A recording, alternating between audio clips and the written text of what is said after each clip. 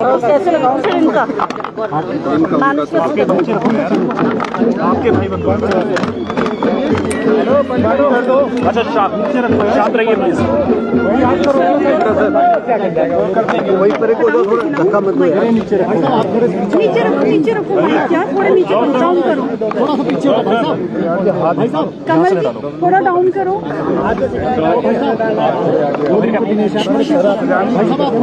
Stable हो जाओ भाई, कर लो। लो मेरा नीचे रखो यार, संजू भाई नीचे रखो, नीचे नीचे नीचे डाउन करो, डाउन प्लीज।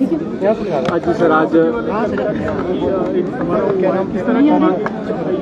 सचिवालय के कर्मचारी जो डीए की मांग है वो उनकी जनून है। सरकारी कर्मचारी जितने भी हिमाचल प्रदेश में हैं उनका डीए 12% हो चुका है, लेकिन पिछली सरकार ने जितनी भी देनदारियां हैं और जितनी भी सरकारी कर्मचारी की लायबिलिटी है वो हम पर थोपी है।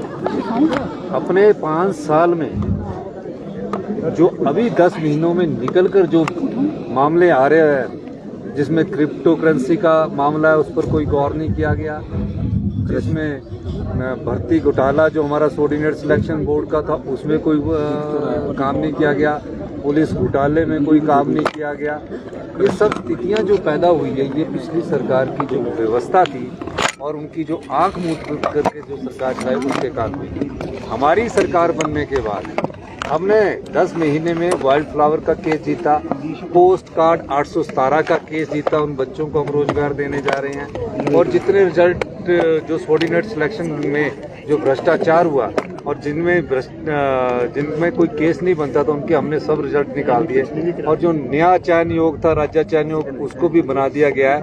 और तकरीबन अब वन विभाग में 2061 भर्तियां शुरू हो गई है, पुलिस में 1200 के करीब भर्तियां शुरू की जा रही है।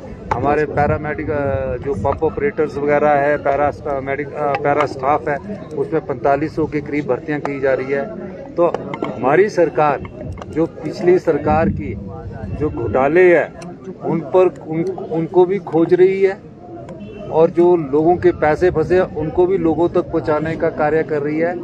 और पिछली सरकार सिर्फ अखबार में स्टेटमेंट के माध्यम से भ्रामक बयानबाजी कर रही है। चाहे माइनिंग का 100 करोड़ का घोटाला है, उसका वो पता लगा है कि कईयों के पास माइनिंग लीज ही नहीं है, कईयों के पास कंसेंट ऑफ ऑपरेशन नहीं था कि उसको चलाने की जो परमिशन देती है पोल्यूशन डिपार्टमेंट वो ही नहीं था, कईयों का माइनिंग प्लान ही नहीं बना हुआ था। और इस तरह से वो जो घोटाला है वो अभी काफ़ी कुछ निकल रहा है। तो सारी चीज़ों की हम इंक्वायरी कर रहे हैं। ये तो एक रावी बेसिन पर जो लापरवाही के कारण, माइनिंग डिपार्टमेंट की लापरवाही के कारण जो ये नुकसान हुआ है, सरकार उसका भी अध्ययन कर रही है। सर, कारोबारी निशान की ओर से जो आरोप लगाए गए थे डीजीपी पर, आज उस मामले को लेकर सुनवाई है, किस तरह से सर आप? देखिए, मैंने पहले ही कहा है कि कोई गलत नहीं होना चाहिए, किसी पर ना गलत आरोप लगना चाहिए और ना किसी के साथ आरोपी के साथ गलत होना चाहिए। उसकी फैक्ट्स जब आएंगे तो चाहे कानून के सामने कोई मुख्यमंत्री हो, कोई डीजीपी हो, सब पर कार्रवाई संभव है। लेकिन अभी फैक्ट्स जो है वो सारे फैक्ट्स के पुलिस अध्ययन कर रही है। सर, विपक्ष कह रहा है उत्तराखंड में एक युवक हिमाचल का भी फंसा हुआ है और अभी तक देखिए 10,300 करोड़ का लोन तो भारत सरकार से तलाव ना, हम तो लेने को लिए तैयार बैठे हैं, हमको बोलो। हमारे को तो लिमिट ही उन्होंने 6600 करोड़ की कर दी है। ओल्ड पेंशन के कारण उन्होंने 1780 करोड़ रुपया हमारे रोक दिए जो हमारे लोन में मिलना चाहिए। 10,000 करोड़ रुपया अगर लोन में इस फाइनेंशियल ईयर में हमने कहा है कि 4400 करोड़ रुपया लोन लिया है और हमारी लिमिट ही सिर्फ 6600 करोड़ रुपया है। मतलब हमारी लिमिट ही 6600 करोड़ रुपया, तो 10,000 करोड़ रुपया लोन कहाँ से ले लिया? ये जो हर महीने हम ले रहे हैं तो उसमें 4400 करोड़ रुपया ही अभी तक लोन लिया है। अगर वो 10,000 करोड़ दिलाएंगे तो सरकार उसको लेने के लिए तैयार है। उसमें आप हमारा फाइनेंस मिनिस्टर सीतारमण जी के पास जाइए और हमें दिलाइए। हम तो मांग कर रहे हैं, मैंने तो चिट्ठी भी लिखी है कि दीजिए हमें।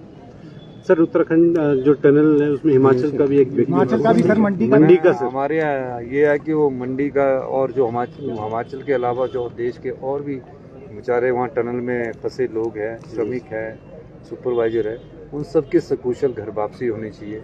काफ़ी दिनों से फंसे हुए हैं और मुझे लगता है कि भारत सरकार और एसजेवीएनएल और जो सड़क बनाने वाले हैं वो मेरे ख्याल आज या कल तक उन सब लोगों को सकुशल घर वापसी ला देंगे।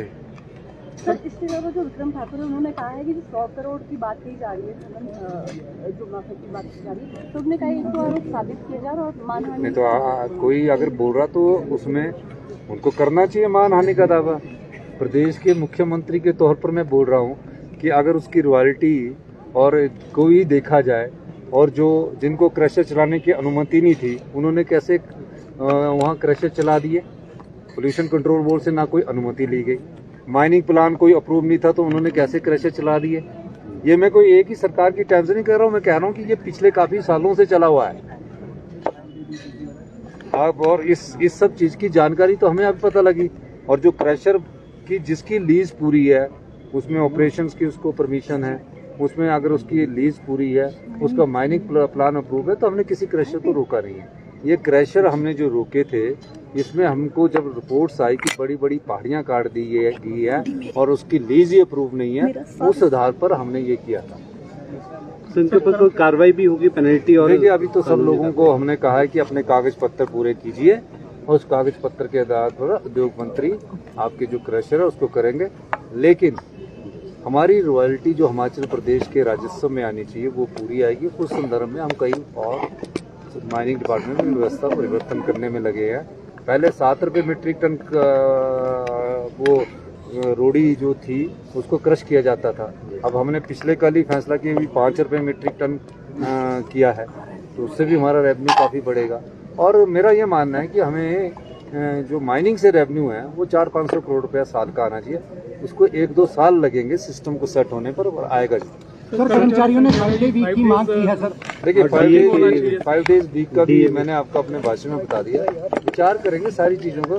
कर्मचारी परिवार के सदस्य है, इसी सचिवालय से वो योजनाएं निकालते, इसी सचिवालय से समाज के कल्याण की योजनाएं निकलती हैं, सबका सहयोग लेकर। और आपके लोगों के बारे में भी हमारी सरकार सोच रही है, सब प्रकार से हम इस पर आगे बढ़ेंगे। धन्यवाद।